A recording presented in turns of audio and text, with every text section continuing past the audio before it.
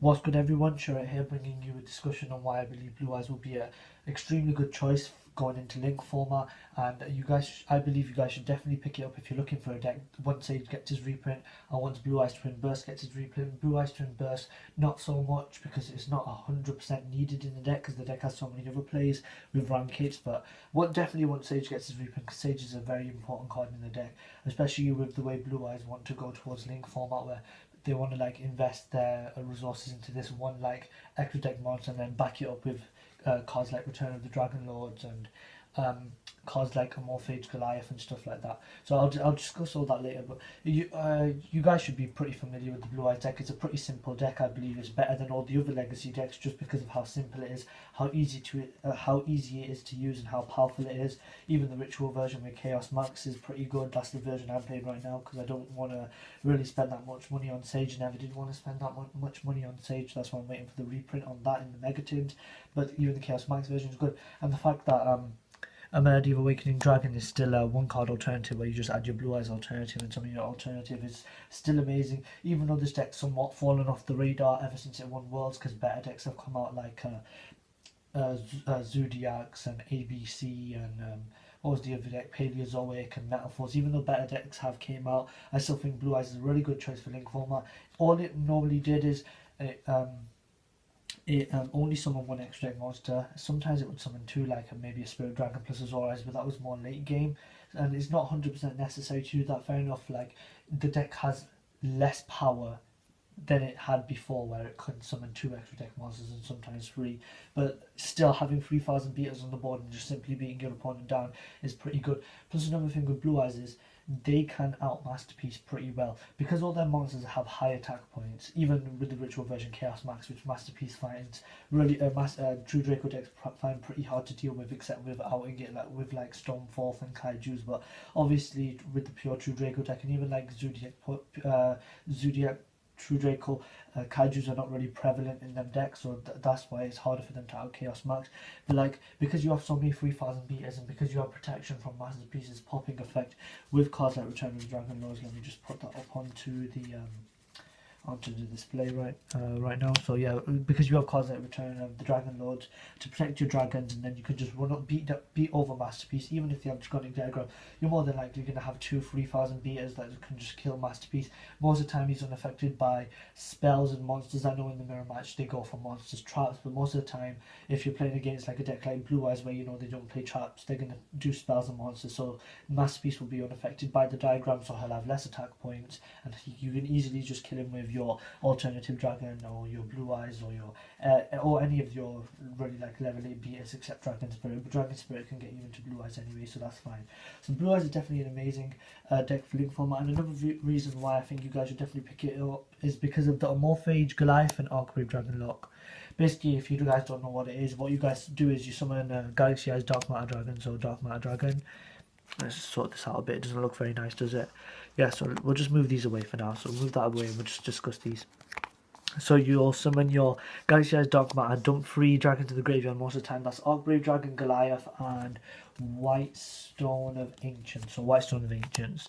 You jump them to. I haven't got Goliath. I need to pick that up for Link format because I think Blue Eyes are definitely going to have to cater towards that. But with Amorphage Goliath, it says neither play with special monsters from the extra deck except Amorphage monsters, and you are 100% not going to be in a match against Amorphages during Link format. So if your opponent is playing like Zodiac, True Draco, which even though in the OCG Dryden, Barrage got banned, Tenki was limited around there, Terratop was limited, and Rapier got put to 1.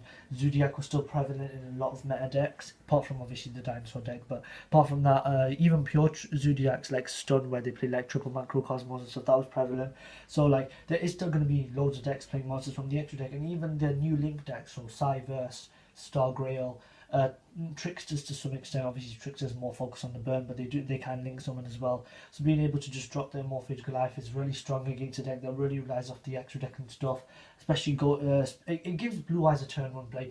Blue Eyes normally wanted to go second because even though Spirit Dragon, Spirit Dragon is an amazing card, I can't deny that. Spirit Dragon does give you some form of lockdown, but Spirit Dragon is kind of specific to some kind of decks, because not Spirit Dragon can negate cards like the true Draco spells and traps. But the true Draco spells and traps don't stop your negating that doesn't stop your opponent from doing plays. The true Draco spells and traps, that's just an extra added effect to like give them bonuses when they're tributed. But they still get their masterpiece on board and they still get their other stuff on board. And even though you can outlay it easily, it's still a problem for you and you have to invest your resources in that. So like even though Spirit Dragon's good, it's not like the be all end all card. But with Amorphous Goliath, if you're playing against an extra deck, focus deck, and I know people still play the Kaiju, Board Whites, Rugeki Doko, but the fact that you're going to have to force them to activate that, and even Goliath can be protected by Gospel of Revival, Return of the Dragon Lords. Gospel of Revival is a much better name. I'm pretty sure everybody agrees with me on that.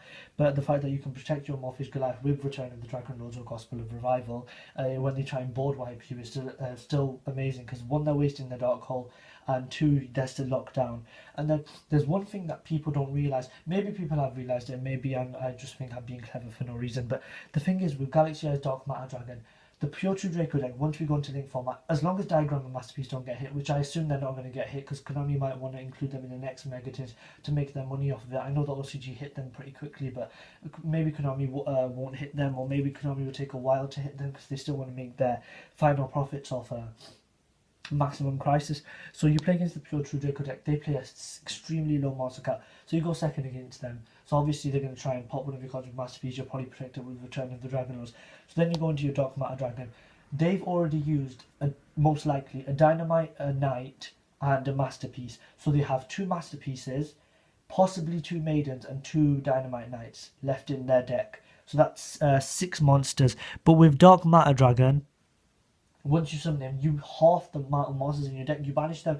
They're not, most of the time they banish like the 2 Maiden plus Dynamite. But Maiden is one of the good cards late game for the True Draco deck. I personally played the True Draco deck before, like online and stuff.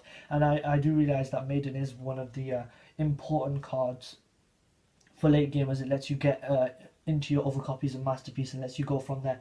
With Dynamite Knight, you summon him early game to get your traps, and then tribute for Masterpiece in your opponent's turn. Majesty Maiden, it's more for like late game, making sure you keep on gaining your resources and keeping your momentum. So the fact that Dark Matter can just snipe like half your opponent's monster count just by summoning yourself, plus you can send the free dragons to do the Amorphous Drac if he's playing against something else, really makes Dark Matter Dragon extremely a strong card in link format. So I have done like a profile on Blue Eyes Chaos Mark Dragon deck. It's not the best like deck in the world. Like I'm sure Team Samurai and other people on YouTube have better profiles, obviously, but I have done a profile on that. So if you guys want to check that out, if you guys are looking for a deck to pick up for link format, like I said before, definitely think you should consider Blue Eyes. I've seen the replays with Blue Eyes playing against all meta decks. I think Yu-Gi-Oh! Tube, he does something like that where he goes his against all meta deck series. Nice YouTuber, but he does that. So I've seen what Blue Eyes can do, and I've seen that the lockdown that it has. Even though you do have a potential of bricking, I still think it's worth the risk. The way I see it is Blue Eyes is like playing Brilliant Fusion. Brilliant Fusion is a really strong card, but if you draw the Garnet, then you have like 2 dead cards in hand if you have Brilliant Fusion and Garnet. With Blue Eyes, it's an extremely powerful deck, but if you brick, then like you can't top deck your way out in Blue Eyes, because they have all these level 8 monsters who, like, even though they have some synergy with trading, if you've bricked like your first 6-7 cards are like bad cards and you have to wait like 2 turns to draw an enabler like Sage or draw like a trading or something, then you're most likely dead. So Blue Eyes, although it's a risk playing it because you are prone to bricking, you can make the deck more consistent, obviously. I'm pretty sure we have loads of good deck builders that watch my channel and in the Yu-Gi-Oh community as a whole, because obviously people go to tournaments, they have the most consistent decks, people net deck stuff. I'm pretty sure you guys are more than capable of being able to make the best consistency for a deck. So even though you can be prone to bricking, I still think Blue Eyes is a insanely powerful deck.